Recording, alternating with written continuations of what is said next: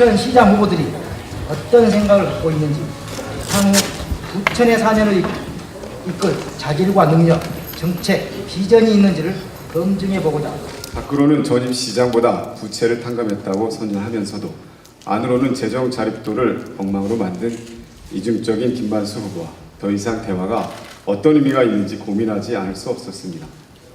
부천시가 돈이 없어서 특정한 목적에 사용하도록 지출이 한정이 되어 있는 타 회계에서 이자를 지불하며 얻는 돈이라는 내부 거래, 이 돈을 통해서 이런 돈이 1,200억 원에 이른다고 합니다. 물론 재정을 운영하면 일시적으로 그렇게 될 수도 있습니다. 그러나 그런 내부 사정을 잘 알고 있으면서도 각종 건설 사업을 추진하겠다고 하는 생각에 참으로 안타깝기만 합니다. 부천 시민의 올바른 판단을 기대하겠습니다. 진실을 알리겠습니다. 위기관리에 중점을 두어서 갈등 덩어리였던 화장장 문제, 또 뉴타운 재개발 문제를 시민의 뜻에 따라 잘 마무리했고요. 또 부채를 절반으로 감축시켜서 부천시 재정이 앞으로 도약할 수 있는 든든한 밑토대를 닦아놨다, 이렇게 생각합니다. 그렇지만 이제 4년의 기회를 더 주신다면 정말 같이 해보고 싶은 문화특별시로 도약하는 자랑스러운 부천을 우리 시민 여러분과 함께 만들고 싶습니다. 일을 해보니까 4년은 조금 짧습니다. 전임자 했던 일 마무리 짓고 앞으로 4년을 제게 더 주어진다면 확실하게 부천을 도약시켜 보겠습니다. 전임 홍범표 시장이 만들어 놓은 여러 가지 문제점들을 해결하느라고 다 보냈다라고 해도 과언이 아닙니다. 대표적인 문제였던 화장장, 뉴타운 갈등, 지금도 진행형인 경우도 있습니다. 이런 문제를 마무리하는데 전반 임기에 총력을 기울였던 것이고, 그 후반 임기 동안 이제 같이 계획했던 일들의 로드맵을 깔고 벽돌을 한 장 한 장 쌓아나가는 과정이었습니다. 이제 제가 계획했던 일들, 함께 약속했던 일들, 시민들께서 도와줬던 일들을 4년의 기회를 더 주어주셔서 제가 마무리 질 수 있도록 도와주시기 바랍니다. 지금 한창 궤도에 올랐는데 지금 운전사를 바꿀 필요가 있겠습니까? 더 이상 또 다시 4년을 허비하고 경제적으로 더 깊은 수렁으로 밀어넣을 수는 없었습니다. 저 역시 부족함이 많은 시민 여러분들과 같은 한 사람에 불과합니다. 지금 부천에 살고 계시는 여러분과 똑같은 그저 한 사람의 시민입니다. 부천으로 이주하신 부모님 슬하에서 출생하여 48년 애정을 가진 그 많은 시민 중에 한 사람으로 내가 부천에 살면서 그 어떤 애정을 통해서 부천에 기여할까를 고민하다가 바로 정치를 택한 그저 여러분 중에 한 사람일 뿐입니다. 저에게 김 후보보다 더 나은 점이 있다면 제가 시정을 맡았을 때 꾸지질 초등학교 동창이 있고 사춘기를 함께한 친구가, 그리고 저를 어리게 봐 도와주실 선배와 어르신이 많다는 것 뿐입니다. 30년쯤 지나 내가 누구를 지지해서 시장에 당선시켰을 때보다 그때 내가 올바른 선택을 해서 부천시가 이만큼 더 성장하는 데 일조했다고 자부할 만한 그런 후보를 선택해 주시길 바라겠습니다. 우리 부천시에는 방재, 재난을 전문적으로 관리하는 공무원이 사실상 없더군요. 그래서 이번에 이 안전센터를 신설하면서 재난 방재 관련 전문직 공무원을 외부에서 특별히 채용해서 보다 전문성 있게 사태 수습 또는 예방 교육에 대처할 수 있도록 하겠습니다. 그리고 우리 공무원 내에서도 재난 방재 안전과 관련된 교육을 이수했거나 자격증을 갖고 있는 직원을 우선적으로 이 분야에 배치하도록 그렇게 하겠습니다. CCTV 설치라고 생각합니다. 그래서 4,164대 CCTV를 내년까지 설치하겠다는 약속을 드립니다. CCTV 확대해야 됩니다. 왜 그런데 이렇게 늦게 설치했는지 모르겠습니다. 김 후보의 안전에 관한 공약들을 보면 사후 약방문이라는 생각이 들기도 합니다. 저는 안전과 범죄는 후 조치보다는 예방이 우선되어야 한다고 생각합니다. 그런 정책을 실시하도록 하겠습니다. 방법용 CCTV는 예산을 선투자 순위를 우선순위로 해서 조기 확충하도록 하겠습니다. CCTV 사각지대에는 안전 무선배를 설치해서 안전 사각지대가 없도록 하겠습니다. 범죄 예방을 위한 도시디자인위원회를 만들어서 공공시설에는 범죄 예방 도시디자인을 접목시켜 관리 감독하도록 하겠습니다. 구도심 골목길이나 학교 주변의 건물 색상은 밝게 하고 낮은 조도의 수은 등을 LED 등으로 교체해서 조도를 높이는 빛 환경 개선 사업도 실시하겠습니다. 무엇보다도 안전은 교육이고 예방입니다.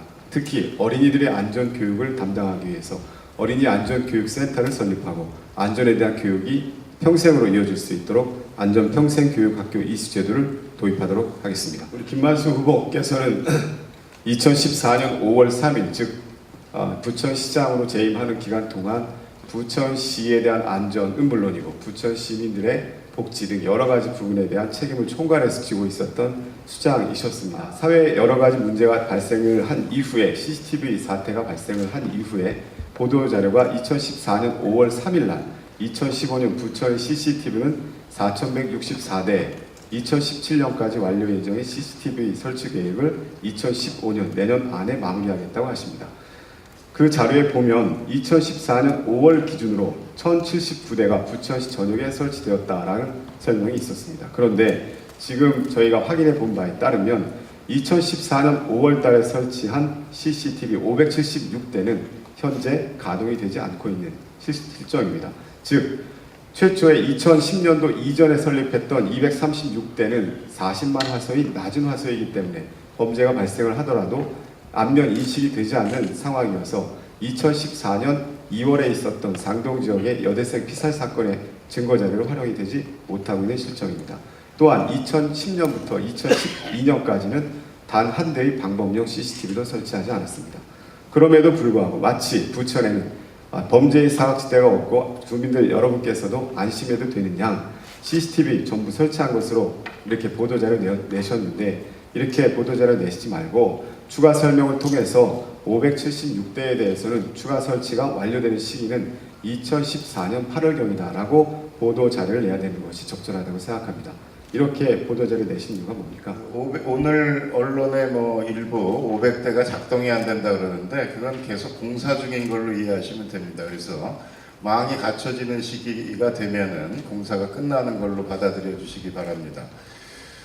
그동안 CCTV 설치가 왜 늦어졌냐? 제가 시장 되기 전에 우리 부천에 설치된 CCTV가 계산해 보니까 228대 정도밖에 안 되더라고요. 그래서 원미 경찰서장님이 오셔가지고 야, 이 부천의 CCTV가 너무 적습니다. 이런 얘기를 이제 꾸준히 하셔서 우리도 서두르려고 그랬는데 국도비 문제가 있었습니다. 이 국도비를 얼마나 받아오느냐에 따라서 이제 우리가 바쳐야 될 예산이 계산이 되는데 박근혜 정부가 안전을 우선으로 하겠다고 하면서 정작 CCTV에 대한 예산은 지방자치단체 알아서 하라 이런 식으로 계속 나왔던 거죠.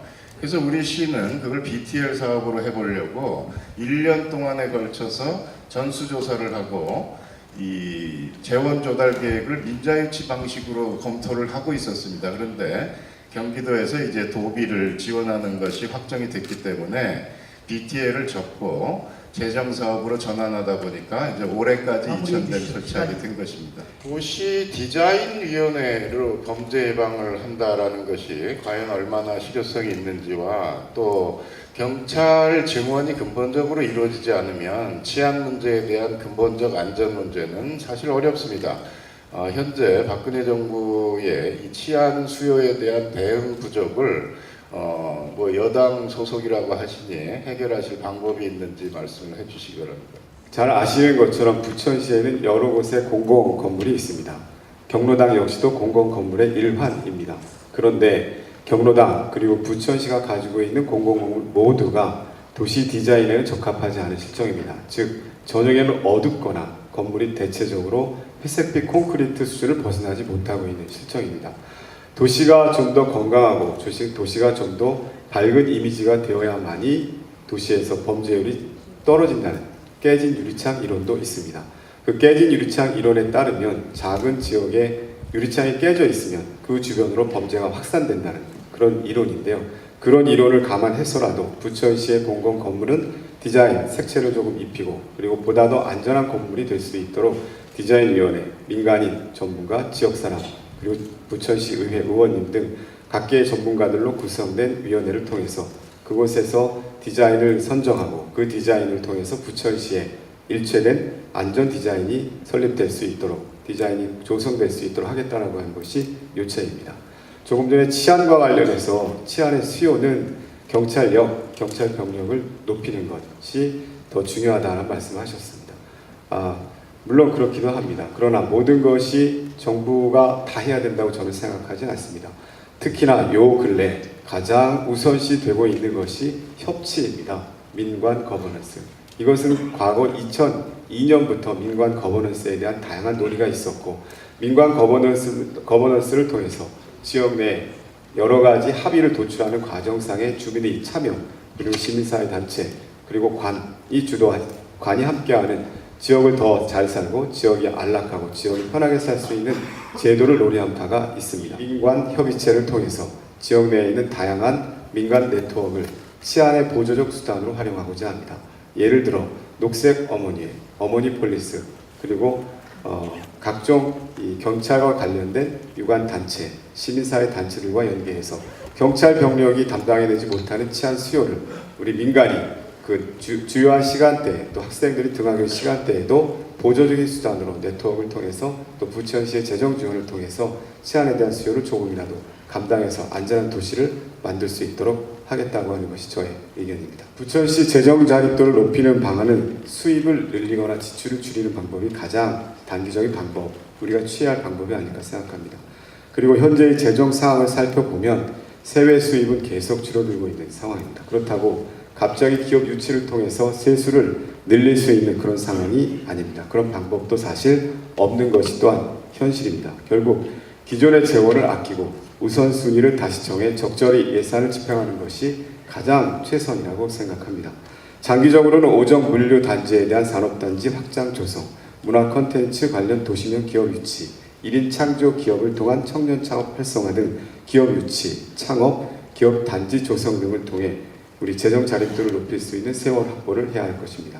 제가 수많은 공약을 할 수도 있었겠지만 이와 같은 재정 자립도 측면을 고려해서 50대 공약으로 축소한 것도 재정 자립도가 낮아진 것을 대변하기 위한 이유이기도 했습니다. 재정 자립도는 전체 예산에서 자체 재원과 외부 재원의 비율을 얘기하는 겁니다. 그래서 외부 재원이 많아지면 재정 자립도가 낮아집니다. 역설적으로 얘기하면 국도비 유치를 많이 하면 재정 자립도가 낮아집니다. 이런 측면까지 고려해서 재정 자립도가 시의 재정 상태를 증명해주는 완벽한 바로미터는 아니고 하나의 부분적인 지표일 뿐이다라는 걸 먼저 이해해야 됩니다. 그래서 우리 시에서는 시 세입이 재산세, 소득세, 자동차세, 담배소비세가 주된 건데 이걸 늘리기에는 한계가 있습니다. 그렇다고 규모를 줄여서 국도비 유치를 안 하면은 재정 자립도가 높아집니다. 이렇게 본다면은 정작 중요한 것은 세외 수입 쪽에서 체납된 세입을 더 늘려가는 것, 더 많이 걷어내는 것이 유일한 방법인데 그런 것에 집중하기보다는 균형 있게 지출과 수요를 잘 감안해서 국도비를 더 유치하고 부채를 줄이고 재정 자주를 높이는 것이 답일 것입니다. 2014년도 현재 부천시의 부채는 741억입니다. 내부 거래로 인한 그 빚이 1,200억이 있습니다. 특히 김 후보의 재임 시절 계속 재정 자립도는 낮아지고 있습니다. 좀 전에도 말씀하셨던 것처럼 재정을 건전하게 운영하기 위해서는 재정의 수입과 지출을 균형 있게 맞춰야 한다고 말씀하셨습니다. 그럼에도 불구하고 왜 공약에는 그 많은 건설 공약들을 내세울 수밖에 없었는지 참 궁금하기도 합니다. 그나마도 재정 자립도가 낮아짐에도 불구하고 채비지를 팔아 빚을 줄여서 한 것조차도 이 모양입니다. 김 후보께서는 부천시의 재정 자립도, 재정 건전성을 위해 도대체 어떤 일들을 하셨는지 답변해 주시기 바랍니다. 재정 자립도와 재정 자주도, 부채율 이런 것을 한꺼번에 감안해 보면 부천시 재정이 마치 큰 문제가 있다라고 얘기하는 것은 어불성설인 것을 금방 알 수 있습니다. 재정 자립도가 낮아졌다고 해서 부천시가 할 일을 못하진 않았거든요. 무상급식 약속 1년에 230억 원이 들어갑니다. 지금 차질 없이 제 임기 동안 계속 실천하고 있고 또 교육 지원 경비 1년에 한 250억 정도를 집중적으로 아이들 교육을 위해서 투자하고 있습니다. 부천시가 어디 망했나요? 이런 어마어마한 500억 가까운 신규 창출 수요를 뒷받침하고 있음에도 불구하고 부천시 재정의 빚은 반으로 줄었습니다.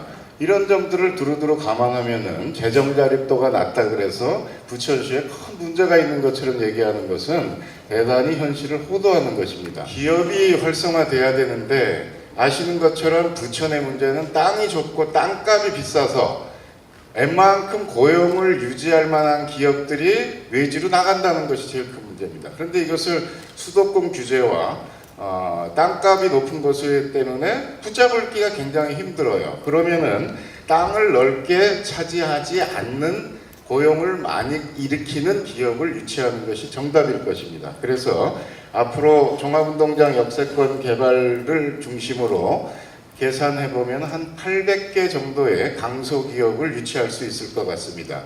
그리고 문화도시 부천의 장점을 살려서 문화 콘텐츠 산업, 이것은 뭐 사무실만 있으면 되는 거니까 이런 사업과 또 사회적 기업, 이런 것을 많이 활성화시켜서 좋은 일자리를 만드는 것이 부천의 답일 것입니다. 복지를 말씀들을 많이 하셔도 일자리가 곧 복지라고 하는 일념을 가지고 있습니다. 일자리 인프라 구축을 위해서 저는 기업 유치단을 신설해서 지식, 문화 관련 산업 위주의 작지만 강한 강소기업 유치를 직접 확인하고 체근하겠습니다. 문화 도시를 넘어 문화 콘텐츠 산업의 거점 도시를 육성하기 위해 문광부, 경기도와 협의해서 관련 문화 콘텐츠 융합센터 유치 꼭 해내겠습니다. 공장 지역은 소규모 리모델링 그리고 주차장을 조성해서 기업하기 좋은 환경을 만들겠습니다. 그리고 부천 지역은 누가 뭐래도 아까 우리 김만수 후보께서 이야기했던 것처럼 땅이 부족합니다. 그러다 보니 기업보다는 작은 중소기업 혹은 영세 소상공인이 많은 실정입니다. 이런 영세 소상공인들을 지원할 수 있는 지원센터 그리고 소상공인 옴부즈만 제도를 통해 법적 제도적 지원을 활성화하겠습니다. 해피 일자리 센터를 통해서 창업 실패자들에게도 재창업을 지원하는 사전 5기 프로젝트도 실시하겠습니다. 그런데 제가 걱정하는 것은 문화 산업이 발전돼야 문화 사업이 활성화되어야 문화 산업이 발전될 수 있을 텐데 영화제나 만화나 이런 데에 대한 투자 계획 또 예술회관은 짓지 않겠다 이런 것과 좀 상충된 거 아닌가요? 부천시가 문화도시라고 이야기하는 것은 1990년대부터 지금까지 그 기조는 변화된 바가 없습니다. 저 역시 공약을 설정할 때, 공약을 책정하고 토론을 할 때 문화도시라고 하는 것은 이제 두드러지게 나타내지 않고도 그 바닥에 저면에 깔려 있다고 하는 것을 이해해 주시기 바랍니다. 조금 전에 부천의 문예회관 건립과 관련돼서 제가 반대한다 했더니 김만수 후보께서 그것이 곧 문화정책이시냐 얘기를 하시는데 과연 여러분들께서는 부천시의 지금과 같은 재정적 여건에서 1,400억이라고 하는 부천시 재정의 13%가 넘는 예산을 투자해서 당장 문화회관을 건립할 만큼 그 내용이 시급하다고 생각하십니까? 저는 그렇게 생각하지 않았습니다. 여러 가지 재정적 여건을 고려해서 만약 문예회관이 시민적 합의, 재정적 여건 상태에서 필요하다면 언제든지 그것은 추후에라도 설립할 수가 있습니다. 지금 현재 부천에 있는 세 곳의 공연장, 소사구에 있는 소양관, 원미구에 있는 원미구청에 있는 공연장, 시민회관, 그리고 오정구청에 있는 오정 아트홀 등 이곳을 과연 우리 시민들은 1년에 몇 번이나 찾아가십니까? 거기에 적절한 문화 공연이 제대로 있습니까? 저는 그렇지 않다고 생각합니다. 그곳을 조금 더 리모델링을 한다면 시민 여러분들께서 지금보다 더 가까이에서 지금보다 더 나은 시설에서 시민 여러분과 함께하는 문화시설 저는 얼마든지 이용이 가능하다고 봅니다. 이거 1,400억 안 됩니다. 제 공약에는 분명히 세 곳의 그 공연장을 리모델링 하겠다는 말씀드린 바가 있습니다. 대한민국의 실업률은 오히려 3.4%에서 3.2%로 줄어들었습니다. 김 후보께서는 시장 재임 시절 부천시의 실업률을 줄이기 위해서 과연 어떠한 실질적인 노력을 했는지 일자리 창출은 구체적으로 어떻게 이루어졌는지 간략히 답변해 주시기 바랍니다. 일자리와 관련해서 실업률과 관련해서 부천시가 대단히 노력을 많이 하고 있지만 우리 시민들 마음에 썩 흡족하지 못한 점을 늘 미안하게 생각합니다. 그렇지만 일자리의 미스매칭을 줄이기 위해서 우리 시가 일지매 사업이라든지 찾아가는 일자리 알선 사업 등을 위해서 노력한 것은 많은 기관들이 칭찬하고 있습니다. 부천시 참 나아진 것 많습니다. 그 중에서도 청렴도 상승, 전국 최상위권으로 올라간 것 매우 고무적인 변화라고 생각합니다. 여기 계신 분들께서도 잘 아시는 것처럼 도시 경쟁력 어디에서 나온다고 생각하십니까? 수상이나 구호 같은 것으로 대체가 될 수 있을까요? 저는 그렇지 않다고 생각합니다. 권력은 국민에게서 나옵니다. 도시 경쟁력은 바로 시민에게서 나온다고 생각합니다. 저는 김 후보의 공과 중에서 특히 과 부분이야말로 보통의 시민들이 시정 운영을 체감하고 시민 스스로 본인의 삶의 질을 평가하는 중요한 부분들이며 이런 부분에서의 부족 혹은 실책으로 인해 부천시의 도시 경쟁력이 추락했다고 말씀드리는 것입니다. TV 토론에서도 말씀드렸던 것처럼 각종 강력범죄 발생 비율이 저희 부천시가 최고 수준에 올라가 있습니다. 곧 교통 혼잡도도 대단히 높습니다. 주차난, 보육 정책에 대한 만족도 매우 낮습니다. 이러한 부분들을 하나하나 체감할 수 있도록 바꿔야 합니다. 이 부분들이 쌓여야 도시 경쟁력이 쌓일 수 있다고 생각합니다. 가장 기쁘게 생각하는 것은 공직 청렴도가 꼴등에서 최우수 1등급으로 임기 중에 올랐다라는 것은 정말 자랑스럽게 생각합니다. 시 행정이 신뢰를 받을 수 있어야 시가 펴는 시책과 예산의 집행이 성과를 거둘 수 있는 것 아니겠습니까? 그런 면에서 이제 4년 동안 시민들께 신뢰를 회복했다라는 점에서 대단히 중요하게 생각합니다. 앞으로 4년의 기회가 이런 신뢰를 바탕으로 도약할 수 있는 계기가 될 것이라고 봅니다. 여러 가지 나쁜 지표들도 있습니다. 근데 여러 가지 좋은 지표들도 있습니다. 부천의 주거 만족도를 2013년에 조사해 보니 부천 시민들은 74%가 부천의 주거 환경과 부천에서 사는 것에 만족하고 있습니다. 불만족스럽다라는 분은 23%. 또 동아일보 조사에 생활하기 좋은 도시로 부천시가 1등에 선정되기도 했습니다. 나쁜 수치도 있습니다. 어느 것이 더 우리 생활에 의미가 있을까요? 부족한 부분을 앞으로 채워가면서 더 노력하는 부천이 되는 것이 더 낫지 않겠습니까? 이부라는 유명한 학자가 있습니다. 정책학자이죠. 그 이론에 보면 발로 하는 투표라는 이론을 제시한 바가 있습니다. 이 이론의 핵심은 본인이 살기 편한 도시로 거주지를 옮겨 다닌다는 이론입니다. 부천시 이사 비율 12%에 달한다고 합니다. 김만수 후보께 묻겠습니다. 지난 4년간 시민의 관점에서 부천시 경쟁력 향상되었습니까? 이사 비율 낮춰졌습니까? 굳이 표를 얻기 위해서 부천에서 사는 것이 불쾌하고 부천의 생활이 불편하고 범죄투성이인 것처럼 비춰지게 해서 득볼 게 뭐 있겠습니까? 우리가 정책적으로 개선해 나갈 것은 분명히 짚어나가야 되지만 뭉뚱그려서 마치 우리가 살고 있는 이 사랑하는 부천이 문제투성이인 것처럼 얘기하는 것은 후보에 취할 바는 아닙니다. 부천의 경쟁력을 높이기 위해서 뉴타운 재개발 이후의 대책이 중요할 것입니다. 우리 노후화된 40년 된 부천의 도심을 어떻게 재개발이 아닌 방식으로 재생할 수 있을지 의견을 듣고 싶습니다. 부천시의 재정 형편이 어렵기 때문에 만일 여러 가지 투자를 하거나 할 때에도 많은 투자를 못 해주는 형편입니다.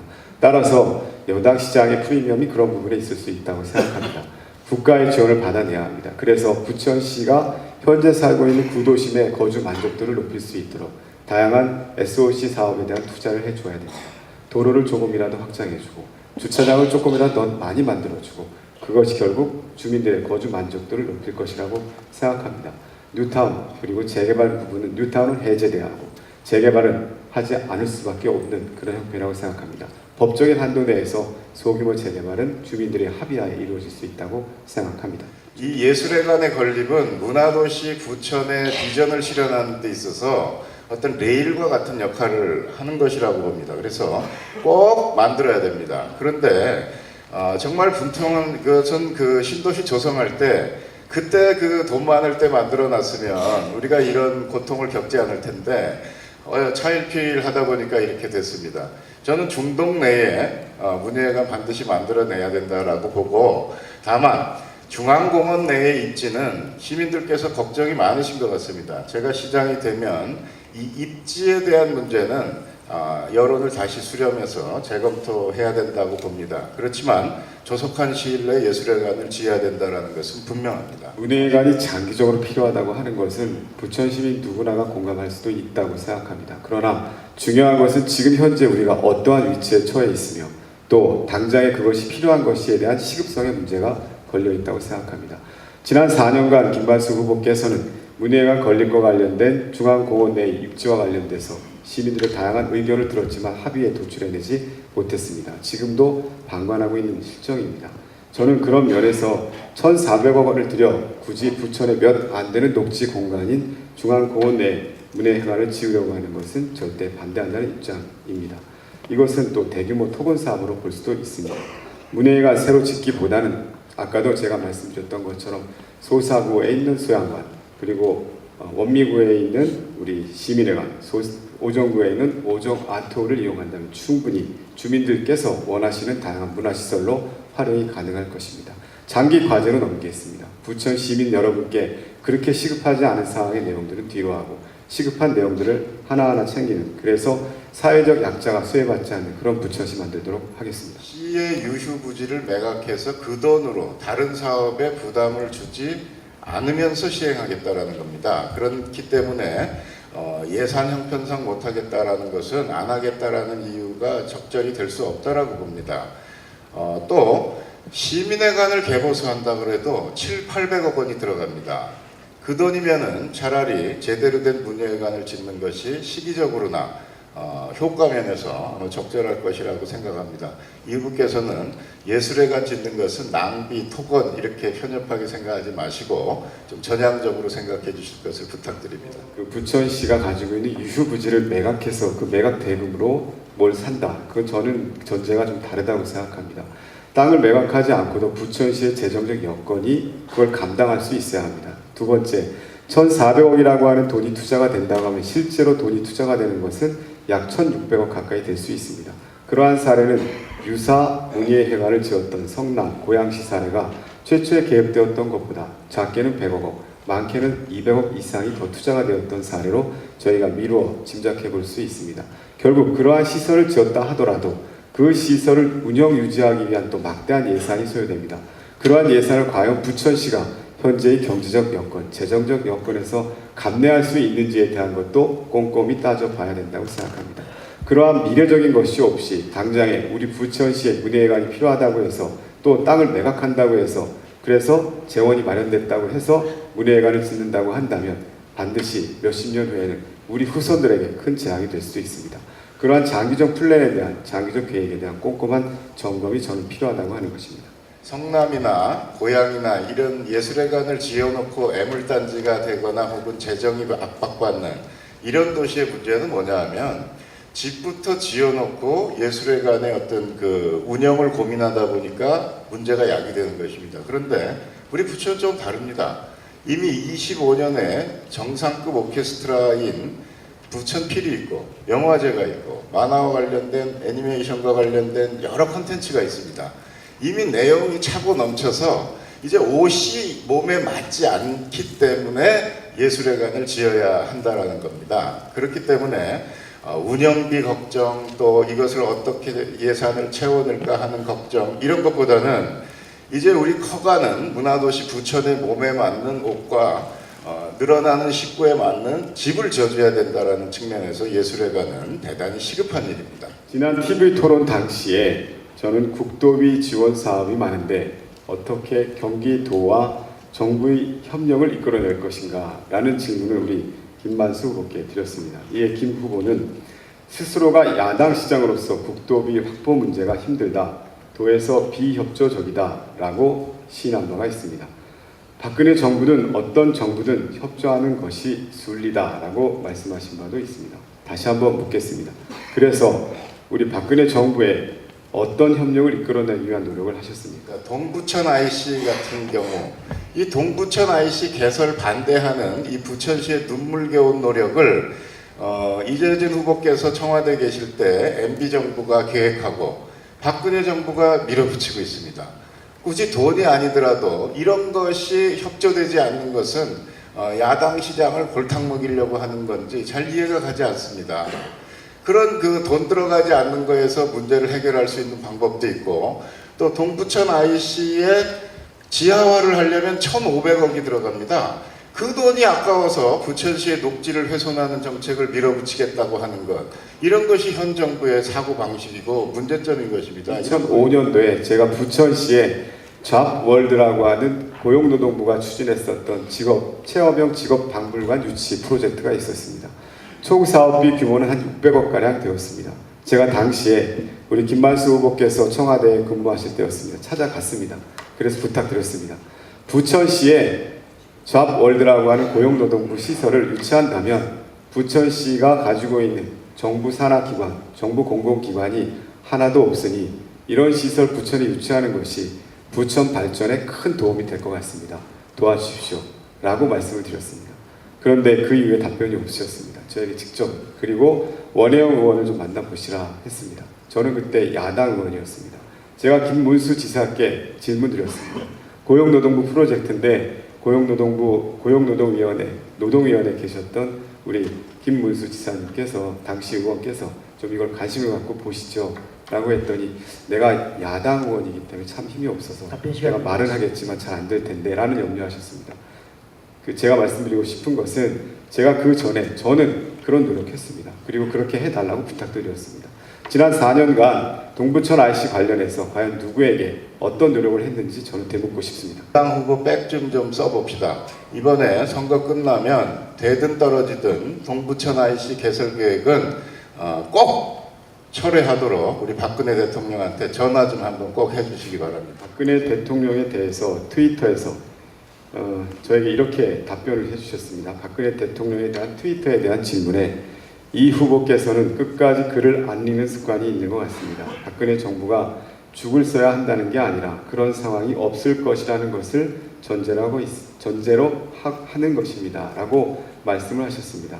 그런데 2013년 12월 23일 우리 김만수 후보께서 트위터에 올린 글의 전문은 이렇습니다. 민주당 필승 기법 내년 6월 지방선거에서 민주당이 이길 수 있는 방법은 둘 중 하나이다 라고 하시면서 박근혜 대통령 정부에 죽을 써야 된다. 그래야 중간평가로 선거를 치를 수 있다. 죽을 쓰는 거는 우리가 어떻게 할 수 없는 거니까 그건 우리의 전략이 될 수 없다. 이렇게 하고 그 다음으로 넘어간 거니까 끝까지 잘 보시면 됩니다. 이제 질문하면 됩니까? 예. 그 지난번 토론회 때 이재진 후보님 공약 중에 눈에 띄는 것이 7호선 운행 간격 단축은 저랑 같은 공약입니다. 근데 방법에 있어서 급행신설이라는 방법을 제시했길래 제가 깜짝 놀랐습니다. 급행신설은 도저히 불가능한 구조적 문제를 안고 있는데 그럼 지하철을 다시 파겠다는 거냐? 1호선이 급행이 되는 거는 복복선이기 때문에 되는 거거든요. 그런데 그걸 또 우기시면서 대피선이 있기 때문에 급행열차 할 수 있다. 이렇게 말씀하셨습니다. 이걸 분명히 좀 해주시기 바랍니다. 김만수 후보 선거 사무실에서 보도자료 나온 내용을 봤습니다. 급행열차 신설에 대한 서울 지하철 공사에 확인한 결과라고 이렇게 언급이 되어 있습니다. 서울 지하철 공사는 1, 2, 3, 4호선을 취급하는 서울 메트로를 이야기합니다. 저희가 말씀드린 이 지하철 7호선 급행열차와 관련된 내용은 바로 서울 도시철도공사, 즉 5, 6, 7, 8호선을 담당하는 공사가 됩니다.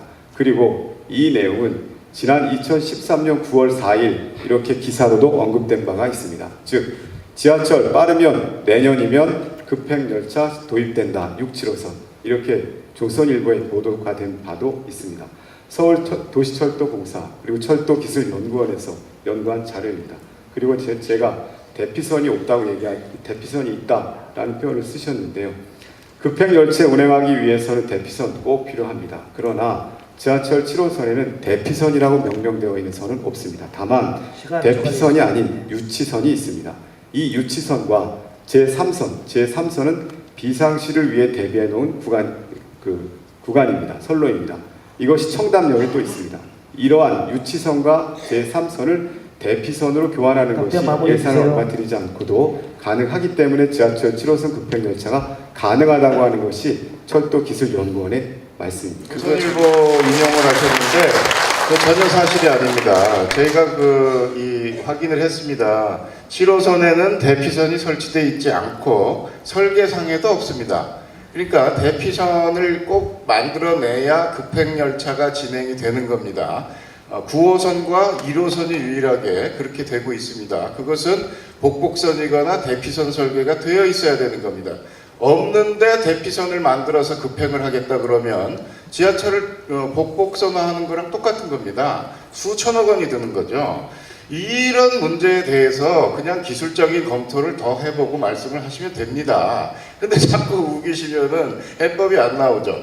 7호선 운행 간격 단축의 해법은 상동역에서 회차시키는 겁니다. 그러니까 온수역에서 회차하는 서울 기관차를 상동역까지 끌어들여서 상동역에서 일부 열차를 회차시키면 열차의 추가 수입 없이도 지금 운행되고 있는 열차로 약간의 조정으로 출근길 6분 간격을 4분 30초로 줄일 수 있다는 게 서울시와 협의된 내용입니다. 그러니까 이렇게 간단한 방법이 있으니까 더 이상 급행선 얘기는 하지 않으시는 게 좋을 것 같습니다. 유치선을 대피선으로 활용하는 것이 가능하다는 것이 철도기술연구원의 연구 결과입니다.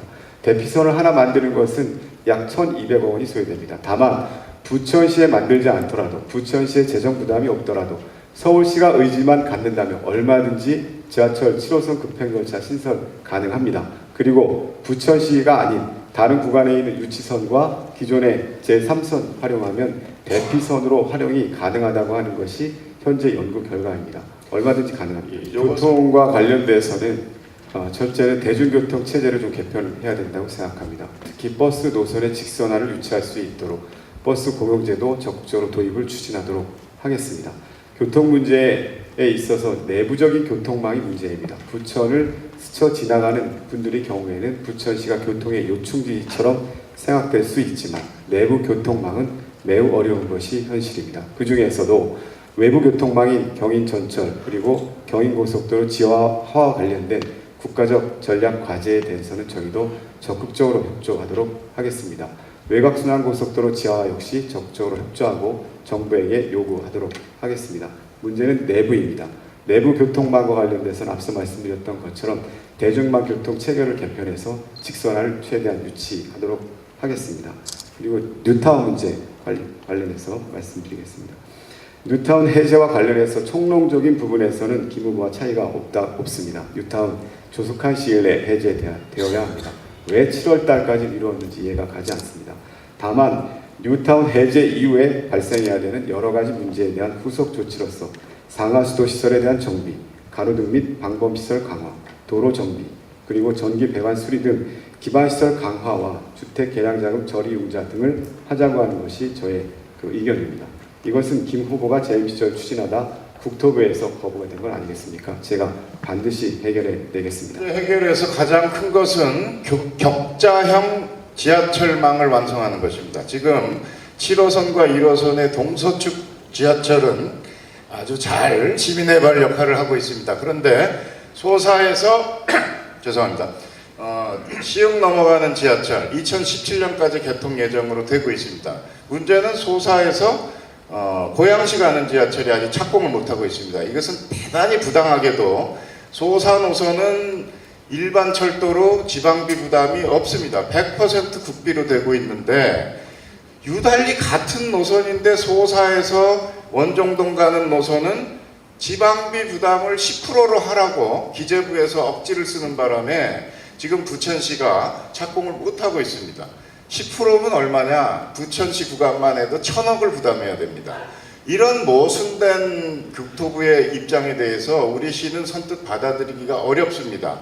그래서 지역 국회의원들과 또 정부를 상대로 이 광역교통망 핵심인 지하철 착공이 바로 될 수 있도록 지방비 부담이 없도록 하는 일에 최선을 다하겠습니다. 그리고 원종 사거리에서 화곡역까지 가는 것, 여기 굉장히 그 오정구 분들이 정체되는 구간이라 고통을 받는데 이번에 이 지하철 노선을 원종역에서 화곡역까지 연결하는 것을 서울시와 협의를 마쳤습니다. 곧 이제 용역이 들어갑니다. 그렇게 되고 고강본동, 고강 사거리에는 고강역을 신설하게 됩니다. 이렇게 되면은 북부권역의 강서구 넘어가는 대중교통 노선이 대단히 편리해질 것이라고 생각하고 이 계획이 차질 없이 완성되도록 하겠습니다. 또 7호선 운행 간격 단축 굉장히 중요합니다. 아까 말씀드린 것처럼 상동역에서 회차를 유도하는 방식으로 출근길 운행 간격을 단축하도록 하겠습니다. 기타 자세한 것은 공약집을 참고해 주시기 바랍니다. 고맙습니다. 이번에는 이번 토론회를 주관한 부천시청 출입기자단 대표에서 중부일보 오택보 국장께서 후보자께 질문을 드리겠습니다. 그 마이크 좀 갖다 주세요. 두 분 이렇게 선거일정을 발표하신데도 이렇게 우리 정책토론에 참여해 주셔서 고맙습니다. 감사합니다. 우리 김만수 시장님께 질문 드리겠습니다. 부천시에서 3년선 그 도시된 대통령상을 수상했습니다. 근데 그 대통령 시상금으로 500을 받게 됐다고 대대적으로 보도를 했습니다. 근데 그 500은 지금 어떻게 됐으며 그 진실이 무엇인지 말씀해 주십시오. 상금들에 관심이 많으십니다. 그런데 이 500억은 제가 이렇게 기억합니다.